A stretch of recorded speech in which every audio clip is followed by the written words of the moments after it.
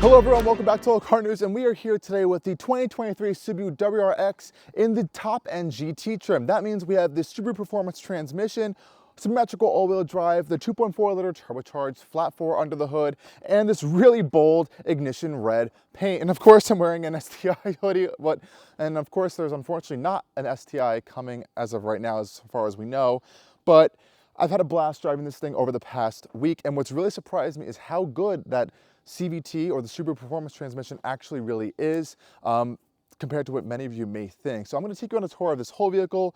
We're going to go through this gearbox and kind of like how this trim makes the WRX a little bit more special this time around, and why I wish there were a lot of features from this GT model implemented over to the manual. Let's dive in. Okay guys, and here we are with the 2023 Subaru WRX GT. And like I said, we're here with ignition red and this top-end GT model. This is coming in around $44,000, almost fully loaded. You can get a little bit more, some additional accessories outside. And what are we really looking at here? Now, yes, the Subaru WRX's design is a little bit controversial now, with this really crazy looking body cladding throughout the entire vehicle, all the plastic up front and out rear. Okay, whatever. So we have the annoying looks. I'm not even going to mention that in this vehicle. If you take this stuff away, and we've already seen people put some body colored fenders and stuff on it, it looks pretty cool. I think the core design is actually really nice. I think the general shapes are really dynamic. It looks almost like that concept car a little bit in the rear end.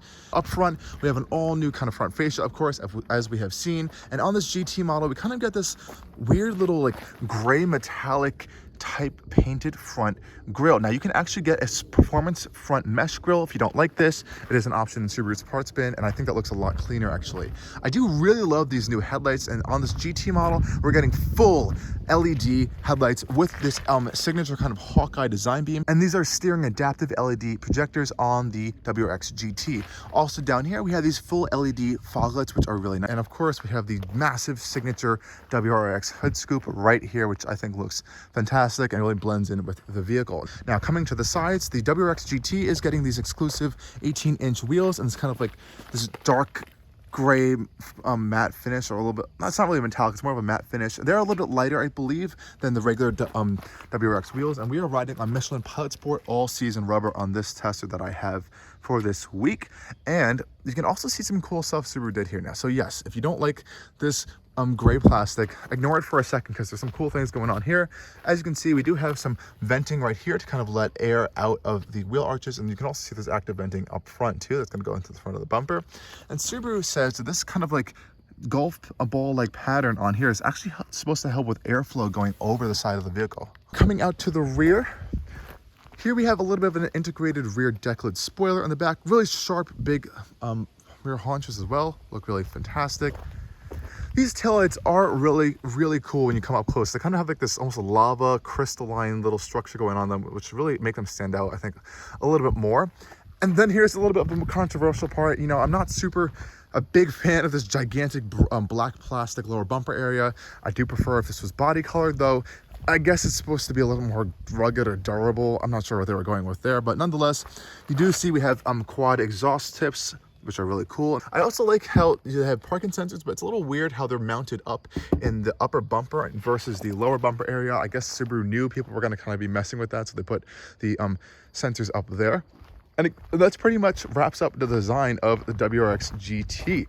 Let me show you guys the trunk space real quick. Hey, the fun thing about the WRX is that you both have practicality on top of performance. So opening this rear trunk here, it is not powered, though it is a pretty decent amount of space. You have a nice big wide opening over here. Under the floor you have some more space, no spare. I don't see in this one. You do have like a fix-a-flat kit, and you are actually able to fold the seats down, push them down, 60-40 split to get even more storage. So yes, the WRX is pretty practical if you want to use it as a family car. And that's pretty much it on the exterior of the WRX. Okay guys, so to get inside your WRX, you have the new Subaru key fob right here, which has been around for a little bit. I wouldn't say super new. It does have full keyless access, so that's really nice. So I don't even need to have that on me. And coming around to the front, I'll show you guys how you can function that. So you have this little bit of a button here to unlock and lock the doors, and you just put your hand behind it to enter and exit pretty easily. I'm just gonna turn this off so it's not beeping. And I actually wanna show you guys in the rear first before we get to the cool Recaro seats up front. So in the back of the WRX GT, and specific to the GT model, we are getting some nicer material. So we have this red stitching with this kind of micro faux suede material and a leatherette style material on the door panels as well as on the sides. It comes with this fake carbon fiber plastic trim in here. And also carries over to the seats. So you have this really nice kind of sculpted seat with this like a micro suede type material and some stitching. It feels much nicer in here than your typical WRX. You have this little button here to fold the seats down, so you get all that extra storage from your trunk space, which is really nice. And those pop up really easily. So let's hop inside. And this is what really makes the WRX its own, is that you can actually fit like 4 to 5 people in here comfortably, compared to some other of these hot hatches, which are a little bit tiny. Okay, solid, a bit of a solid thunk from the doors. Nonetheless, I have a lot of space back here, and that's what makes this thing really stand out. I have a lot of footroom down here, heaps of legroom, and I don't feel like my legs are kind of like raised up super unusually high, and I actually feel really supportive in these super comfortable seats. They're really, really soft, actually. It almost feels like I'm sitting in like a sculpted couch. Actually really like them a lot. You do have a center console here with some cup holders. You do have ISOFIX points for your child seats as well. And on both seats backs, you do actually have some little extra storage.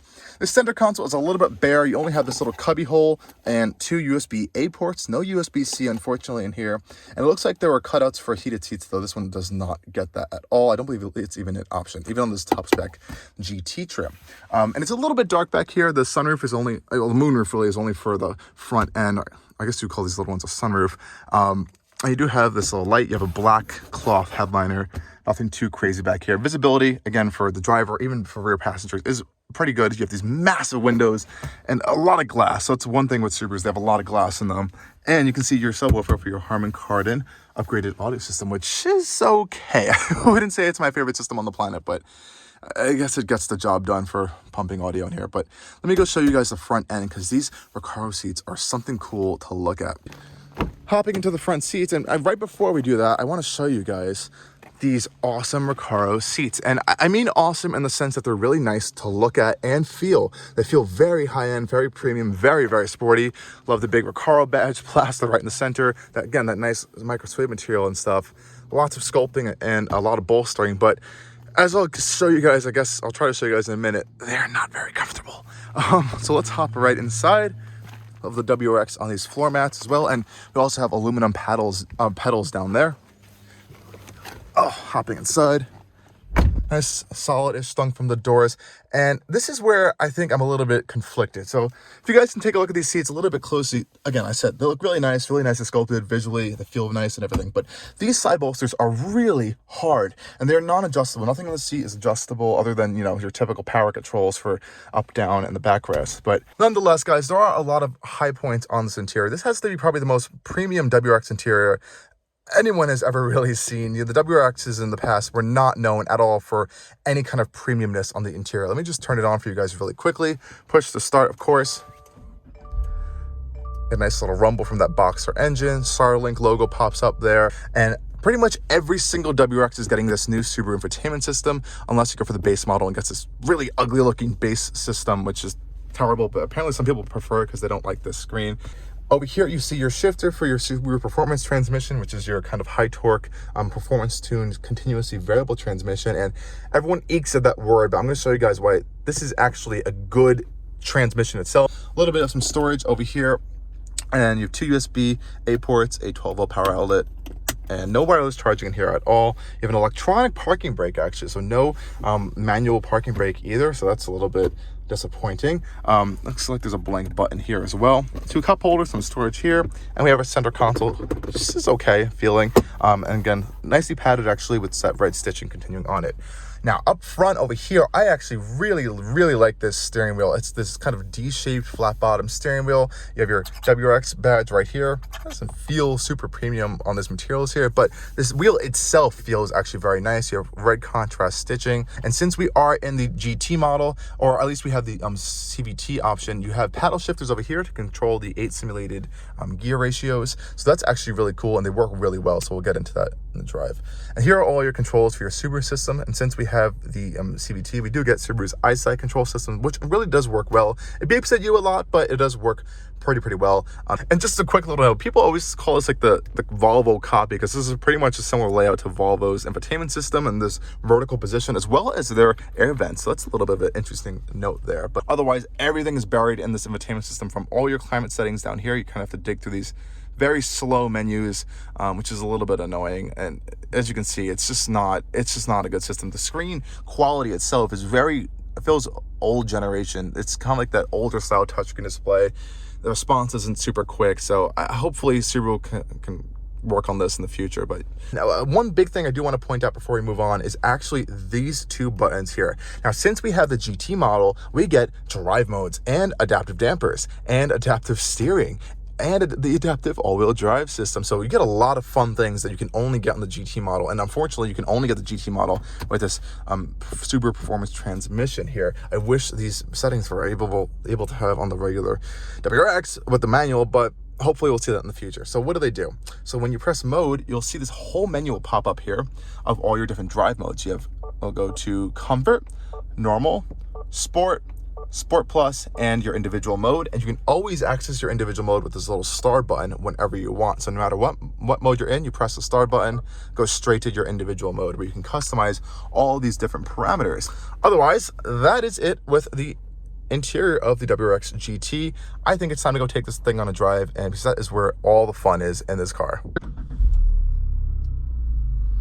Okay guys, we are in the 2023 Subaru WRX GT, and it's time to take it on a drive. Also want a quick note, you have 3 traction settings. So fully on, a traction, and you can push it, hold, and it'll turn it completely off. I guess if you're in a standstill, it usually turns it off. But I like all these different kind of adaptive different systems Subaru has added on this GT model.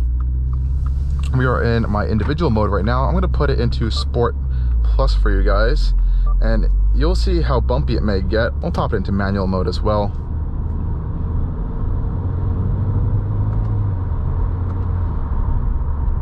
And so, I've been living with this WRX GT for the past week now, and I've definitely come to grow on it a little bit more. Now, of course, Subaru did not give me the 6-speed manual, which you can get with this vehicle. You are stuck with this we are stuck with this Subaru Performance Transmission, which is the CVT.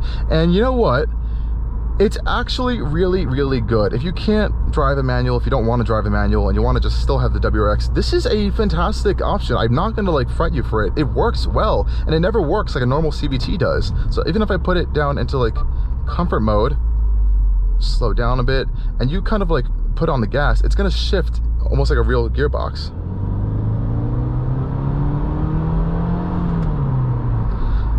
Of course, it went a little bit hard there, so it took a little bit, but it shifts. It doesn't just like hold it at one long gear and sit there forever like a normal CVT. And like I said, it has its own cooler on it, so it doesn't kind of overheat, which is fantastic. And it may not be the most engaging experience that you're going to get with the manual. It is still really good. Like, I'm not going to lie about that. And if you're kind of rowing through gears yourself,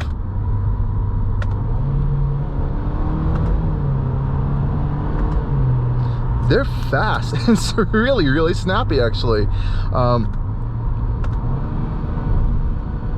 And in manual mode, it really is manual mode.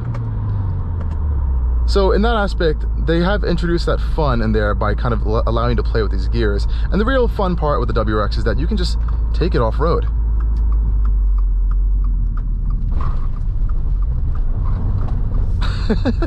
And it is really fun still. It's, you know, it still has those rally car roots.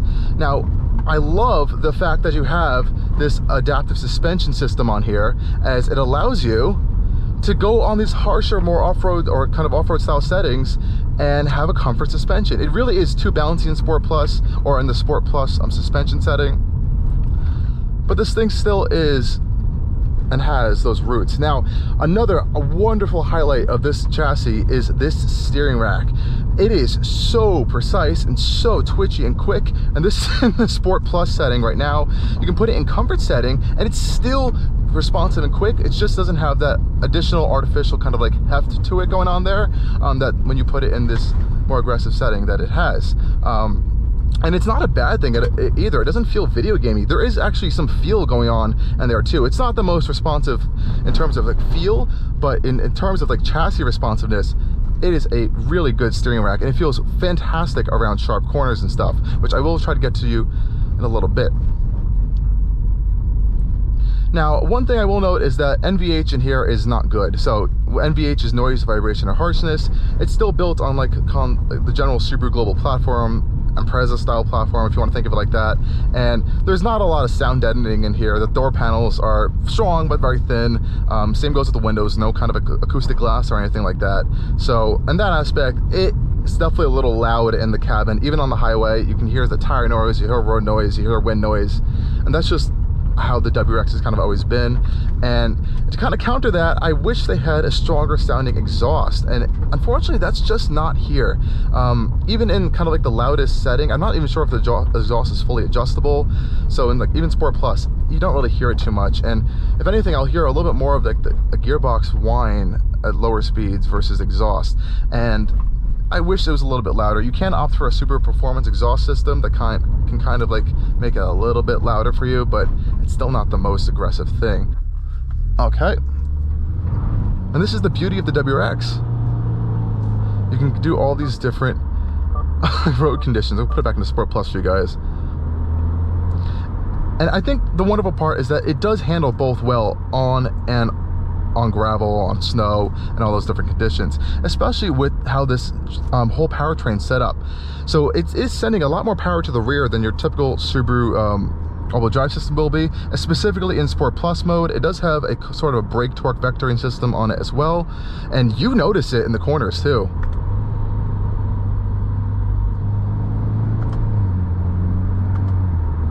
And it's interesting, like even in the Sport Plus mode, the shifts, even though they're not like going through real gears, they feel real. Like you kind of get like the whole kind of car moves almost as if you're in like an early kind of style dual clutch. And I've heard a lot of people kind of compare this Subaru Performance transmission to almost an earlier kind of dual clutch and like a hot hatch.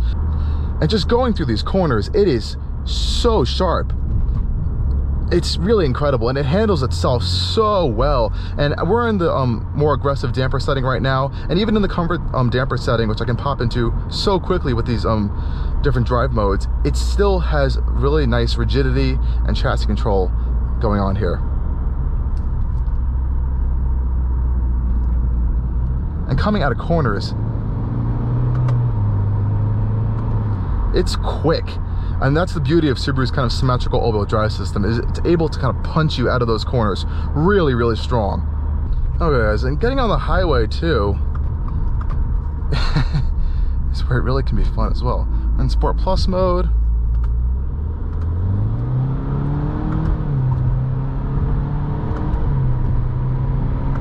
so it definitely has pickup and go as well. Wow, that is a lot of power. And it doesn't like throw you back into your seat kind of power, but it's definitely fun enough. And there are like a whole bunch of little like exhaust burbles and things here and there throughout your dual driving experience. But I think the beauty of having the Subaru Performance transmission, at least, is not only that you can play with these paddles and these gears,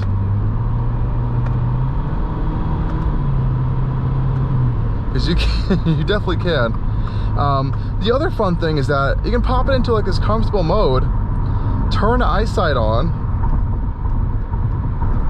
and you have a driving assist system. Now that we're on the highway though, you may be able to hear kind of that droning I was talking about, and this happens at a few different levels of the RPM gauge. We're at around 3,000 RPM. I can kind of hear that drone going on. In and out of it, it depends where you are. And like I said, it's something you're gonna have to deal with. Even if you put a more aggressive exhaust, I think that's probably gonna get a little bit louder too. Nonetheless though, Subaru's eyesight system works pretty well actually. It has steering assist, and I love the quick access buttons you have right on the steering wheel to turn those on and off. Your steering assist button right here. You have your adaptive cruise button right on top of that. And you can adjust your speed really easily from these little toggles right here. and you can adjust your following distance really easily as well. And you actually have a kind of like this little LED lights up in the dash. There's no kind of heads-up display, but the LED lights will actually light green if there's a car in front of you, indicating that it knows it's following it, which is kind of cool. See those lights flashing to keep your hands on the wheel. And it's not a touch system, it is a force, so you do have to put some force on the wheel for it to kind of recognize that you are still driving. Well guys, this is my week with the Subaru WRX GT, and while I will say this gearbox is pretty good, it is a good gearbox for what it is, and I cannot deny that, I definitely think the manual is more fun. And it's, again, not saying do not buy this model, but if you do want the real true WRX experience you can get in 2023, you're still gonna have to go with the manual. Nonetheless guys, thank you for watching yet another video from Allcarnews, and as always, stay tuned for a lot more coming soon.